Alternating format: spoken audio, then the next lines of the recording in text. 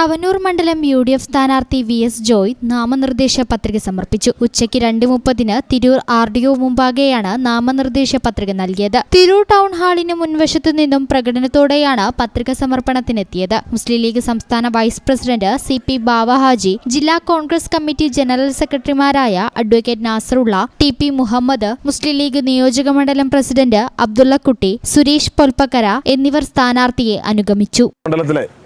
UDFിൻ്റെ സ്ഥാനാർത്ഥിയായി നാമനിർദ്ദേശ പത്രിക സമർപ്പിച്ചിരിക്കുകയാണ്.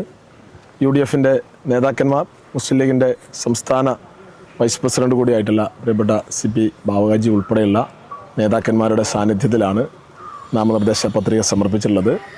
UDFിനെ സംബന്ധിച്ച് വലിയ പ്രതീക്ഷയാണ്. തവനൂർ നിയമസഭാ മണ്ഡലം രൂപം കൊണ്ടിട്ട് ഇതുവരെ UDFിന് വിജയിക്കാൻ കഴിയാത്തൊരു മണ്ഡലമാണ്. പക്ഷേ ഇത്തവണ തവനൂരിൻ്റെ ജാതകം ഞങ്ങൾ തിരുത്തി കുറിക്കും.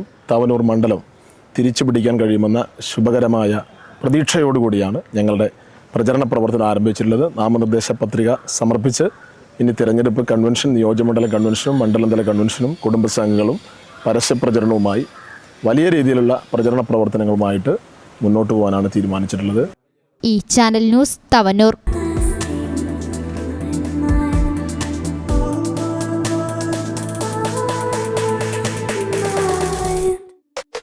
Happy moments, timeless creations. Wedding collections from Kavita Gold and Diamonds.